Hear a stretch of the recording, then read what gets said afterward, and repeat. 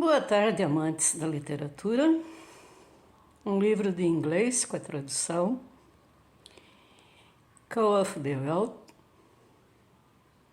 Autor Jack London.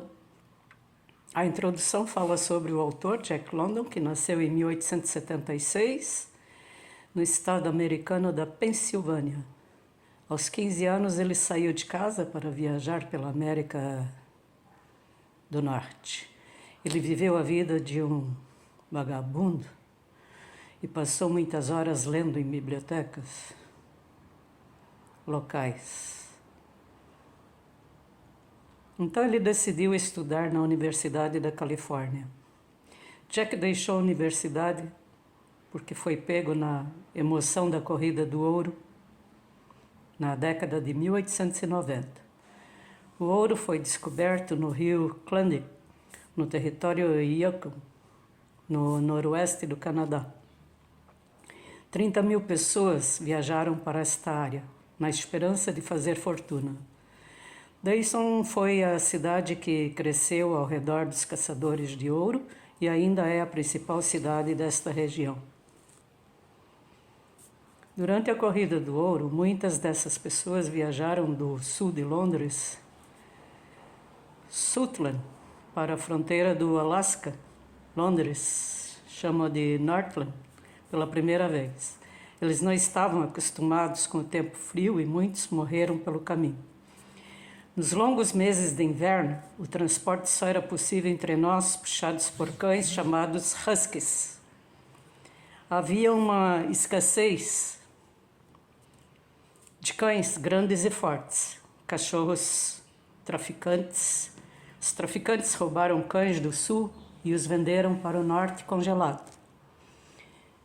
Buck, o herói deste livro, foi um deles. Infelizmente, Jack London voltou do Klondike sem ouro algum, mas foi lá que ele teve uma ideia para esta história. O Chamado da Natureza, ou do Selvagem, foi publicado em 1903 e tornou-se um grande best-seller. Este livro foi seguido em 1906 por outras histórias populares de cães, chamada White Fang, Canino Branco, Dante. Em 1913, Jack London era um dos escritores mais bem pagos e amplamente lidos do mundo. Infelizmente, ele bebeu demais e desperdiçou muito do seu dinheiro. Em 1916, quando tinha 40 anos, Jack London se matou. Capítulo 1. Sequestro na Califórnia.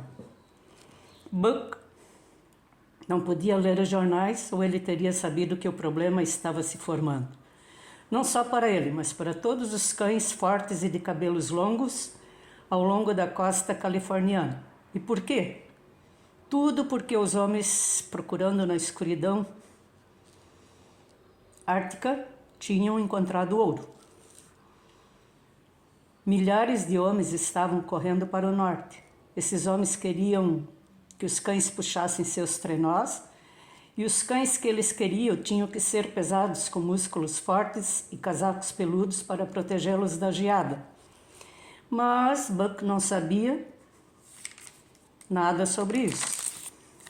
Ele morava em uma casa grande no Vale de Santa Clara, na Califórnia. A casa do juiz Miller foi chamada. O lugar todo era dele. Ele mergulhou no tanque de natação. Ele foi caçar com os filhos do juiz. Ele cuidou das filhas do juiz em suas caminhadas. Ele carregava os netos do juiz nas costas e nas noites de inverno ele estava aos pés do juiz diante do fogo rugindo. Buck governou este reino por 4 anos. O pai de Buck era um cão de São Bernardo, mas Buck não era tão pesado, apenas 140 quilos, porque sua mãe era um pequeno cão pastor. Ele gostava de caçar e isso endureceu seus músculos. Ele poderia ter sido confundido com um lobo gigante, exceto pelo respingo de cabelo branco no peito e manchas marrons no nariz e acima dos olhos. Então isso foi Buck no outono de 1897, quando a corrida do ouro para o Klondike estava no seu auge. Mas Buck não sabia que Manuel, um dos jardineiros, precisava de dinheiro. Um dia, Manuel levou Buck para um passeio pelo pomar e até a estação ferroviária. Lá ele colocou uma corda no pescoço de Buck debaixo do colarinho. "Twist it and you choke him", Manuel disse ao estranho na estação. Buck aceitou a corda porque tinha aprendido a confiar nos homens que conhecia.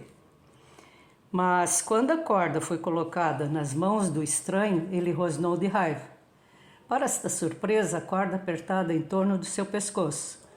Buck mal conseguia respirar. Ele pulou no estranho com raiva, mas ele agarrou Buck pela garganta e atirou-o sobre as costas. A corda apertou novamente. Buck pendurado lá inconsciente. Quando ele abriu os olhos novamente, Buck estava em um trem.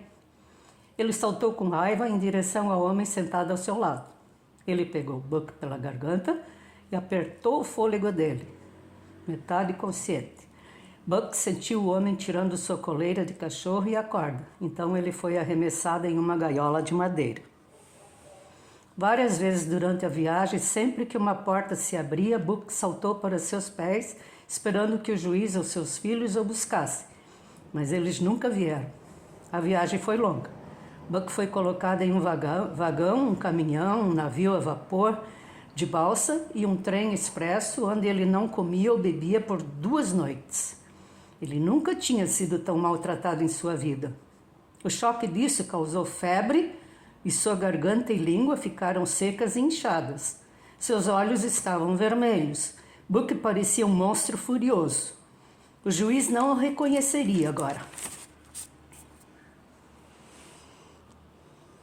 Capítulo 10 e último. O chamado da natureza. O dia todo, Buck ficou no acampamento. Ele vagava por aí inquieto. A morte de seu mestre fez com que ele se sentisse vazio, uma fome que nenhuma comida poderia preencher. Às vezes, quando ele olhava para os corpos dos Yetis, sentia um grande orgulho. Ele matou um homem, a maior morte de todas. Ele cheirou os corpos curiosamente. Eles morreram tão facilmente. É mais difícil matar um husky do que esses homens. De agora em diante, ele não teria medo deles. Naquela noite, uma lua cheia subiu sobre as árvores. A terra parecia tão brilhante como o dia. De repente, com a chegada da noite, Buck sentiu a floresta ganhar vida novamente. Ele se levantou, ouviu e cheirou o ar. Ele ouviu um grito fraco, seguido por outros gritos. Os gritos se tornaram cada vez mais altos. Buck caminhou até o centro do espaço aberto e ouviu. Foi o chamado. E nunca tinha Buck estado mais pronto para obedecê-lo. John Thornton estava morto. A última ligação com o homem foi quebrada. Um bando de lobos tinha finalmente atravessado o córrego e vindo caçar em Buck's Valley.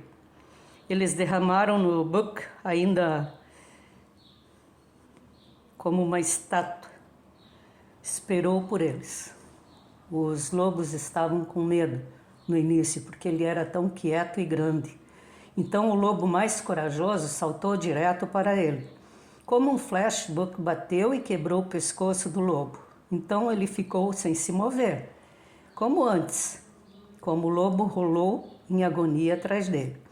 3 outros lobos correram até Buck, um após o outro. Eles voltaram, transmitindo sangue de suas gargantas ou ombros.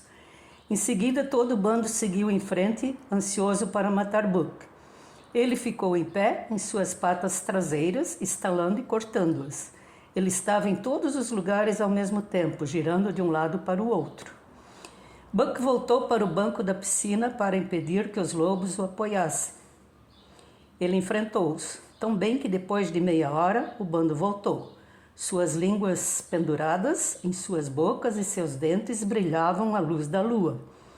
Alguns se deitam com as orelhas picadas. Outros ficaram observando um pouco de água da piscina. Finalmente, um enorme lobo cinzento veio em direção a Buck. Era o irmão lobo dele. Buck tinha corrido com ele por uma noite e um dia. Eles tocaram narizes. Em seguida, um velho lobo, coberto de cicatrizes, veio para a frente. Buck puxou os lábios para trás em um rosnado. mas o lobo cheirou o nariz do Buck. Buck parou de rosnar e cheirou o nariz do velho lobo. Buck esperou. O velho lobo sentou-se, virou o nariz, pontiagudo para a lua, e uivava seu longo uivo lobo. Os outros sentaram-se e uivaram. E agora a chamada veio para Buck. Ele também sentou-se e uivava. Buck saiu da piscina e o banco se aglomerava ao seu redor, farejando ao meio amigável, meio maneira selvagem. Os líderes do bando correram para a floresta. Os lobos correram atrás deles, gritando em coro. Buck os observou por um segundo, então ele correu, lado a lado com o irmão selvagem, gritando enquanto corria. Finalmente, Buck tinha respondido ao chamado da natureza, do selvagem. Alguns anos depois, os índios Yet notaram uma mudança na raça dos lobos. Alguns tinham respingos de marrom na cabeça e nariz, outros tinham respingos brancos no peito. Os Yetis contam muitas histórias de tribos encontradas com suas gargantas rasgadas, de pegadas na neve maiores que pegadas de qualquer lobo, e do grande cão que vem no verão para a clareira na floresta e uiva através do rio. History Influencer de hoje, espero que tenham gostado e leiam inglês ou português. Até próximo!